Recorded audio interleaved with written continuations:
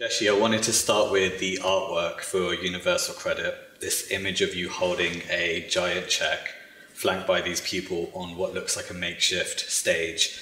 You look a little bit misplaced, a little bit bewildered in the image. What's happening in the artwork, and what does that image represent? The artwork is kind of like, it's a bit of a humorous poke at people's view towards, I guess, the benefit system in general and people on benefits. It's me being presented with a massive lottery style check for £324.84, which is the amount they give you, or will give me every month for Universal Credit.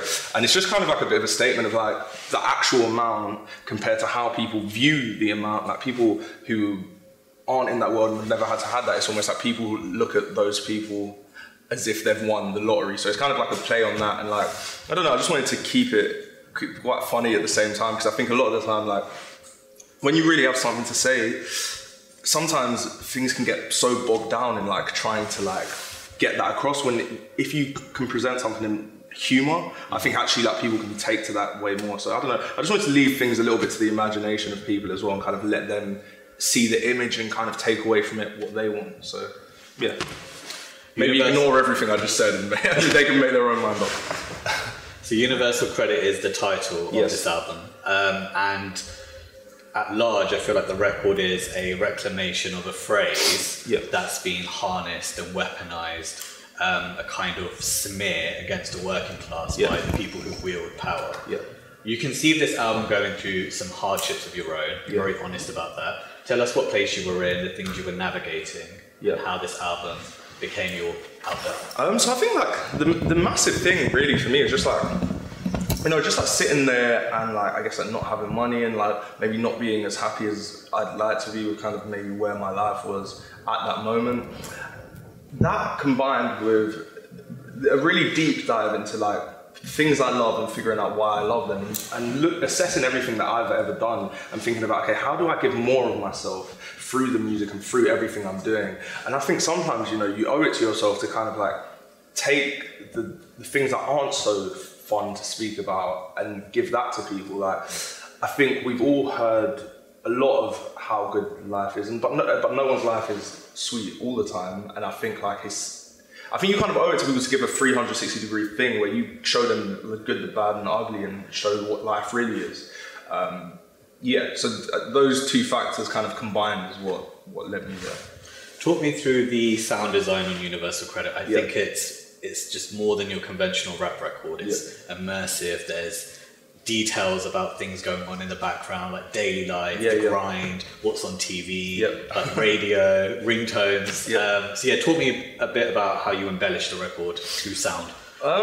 So I mean, really it's like a massive collaborative thing. It's just like a big melting pot of me being around loads of people who are like really, really sick and who bring something new to the table, and bringing them all into a room and bouncing ideas off of each other.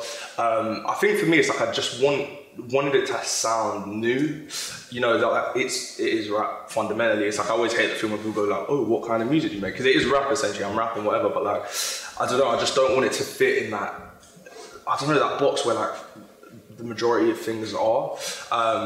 And then just for the overall soundscape, for me, it was important to kind of like take loads of these little details and voice notes. And like I had this folder just full of like voice notes and stuff that I felt represented the feeling of the album. So when I got to a certain point near the end, it was about like weaving those into it. You know, it's not narrative as such as far as like a album that goes like start, middle, end, but it's a narrative of my life. And like I want that to feel like it. I want it to feel like you're on the night bus, like going home, a bit hungover or whatever, man. Yeah, with a lot on your mind.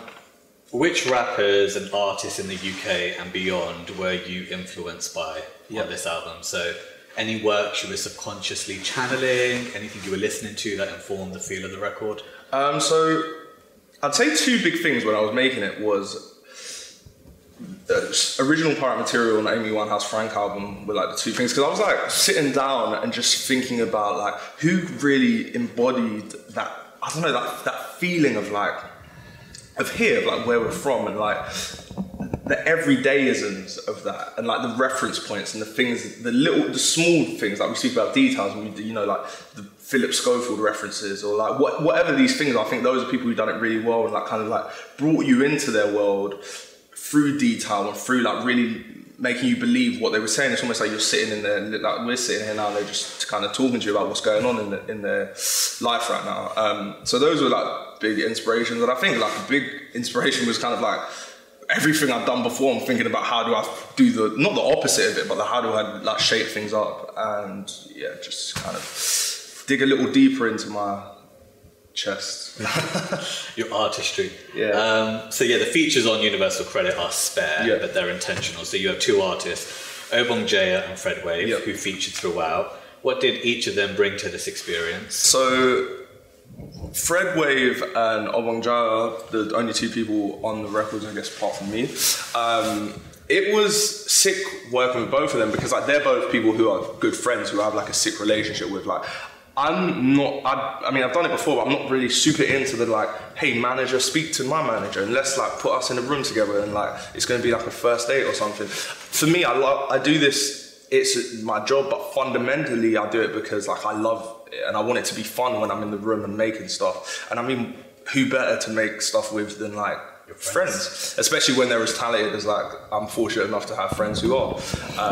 So it's like, obviously me and Fred have worked together loads since we've like been around each other, but it was around this time, the first time working with Obi. We'd known each other quite well, but had never like worked on anything together, so it made sense. We'd done like a few songs, and obviously one of them was Protein and one was Violence, which ended up having all three of us on.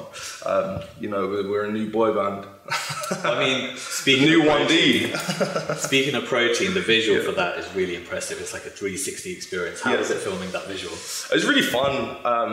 And it's just funny watching these like guys do fucking tricks on mopeds and stuff. I don't know. It's like with all this stuff, whether it's like the cover or whatever, I think it's like, I enjoy it when there's like, it's a little bit funny, like the whole idea of like, when Will, the director, sent it to me, he was like, yeah, we're gonna do this thing and have like parking wardens doing tricks and like chasing the car, trying to put tickets on it and stuff. It just felt fun and it feels cool. And it's like quite rap video in a sense. I think it's probably the most like rap video out of any of my videos. It's like very performance and a little bit like, the ego is high in the video and shit like that, but it still feels like new and interesting and still doesn't look like what anyone else is really doing. So yeah, it's fun.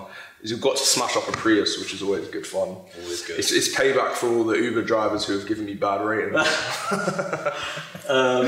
What would you say, what track from the album is your personal favourite? One that you can't wait to perform live?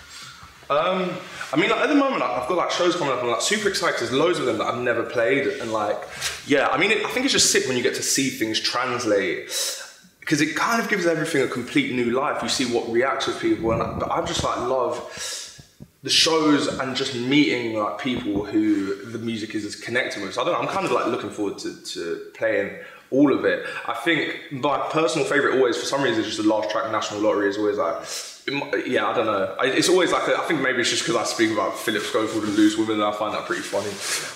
But yeah, I think that's like a favourite, I'd say. That's one of my favourites, and it's a track that closes the album. Yes. It ends on quite a sort of melancholic note with the line, still can't get to sleep. Yep. Like now, have you found a measure of peace? Is it a work in progress? Where are you now in your journey of self-preservation?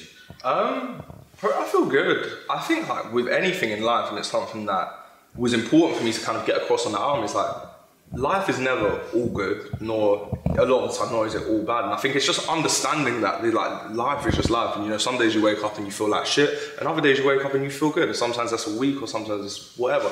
But I think it's just about like, kind of like, right now I feel like I have a purpose times like a million, and like, I don't know, just like seeing how this new wave of music with this album like, is connecting with people, and like, you know, even when I'm out and about and like people come up to me, it's like difference between like someone coming up to you and saying like, oh, I fuck with what you're doing, the tunes are banging, and someone coming up and saying like, man, this song really like touched something with me, and I'm going through this or that or whatever, and it really connected with me and made me feel better about my situation. That has kind of like given me like a whole new lease of life. So I feel really good. I'm excited to just get this out and share it with people. And yeah, this for me really, this is like the beginning. It feels like I don't know. It's not obviously, but it feels like it, which is exciting. I can foresee Universal Credit being one of the defining UK rap, actually UK releases, you know, throughout, because so much of your truth is imbued within this project. Beyond any critical commercial acclaim, what do you want this album to represent? I just want it to kind of like, you know, you make this stuff because you love it and it's my story and my truth and that's why I've made it. But retrospectively, after it comes out, you know, I'd like it to kind of open people's eyes a little bit that their story and what they're going through is represented and like doesn't matter. I think like, you know, the everyday stuff of like, you know, on the surface, it's like small things sometimes, but I think that story is important. It's like what every man is going through every day. I think sometimes, you know, especially in rap, everything's like, it's either like super like we're trying to save the world, let's change stuff, or it's like, look at me, everything's sick, whatever. And it's like, I think we need like a medium of like actually like being really honest with who we are and really honest with like how our lives are. So yeah, that's one thing. I don't know. I just wanted to connect with people and people to kind of, even if one person comes away and they're like, this made me feel better about whatever, then that's it. Or if some people just listen and say, like, this slaps, that's fine too. I have no issues.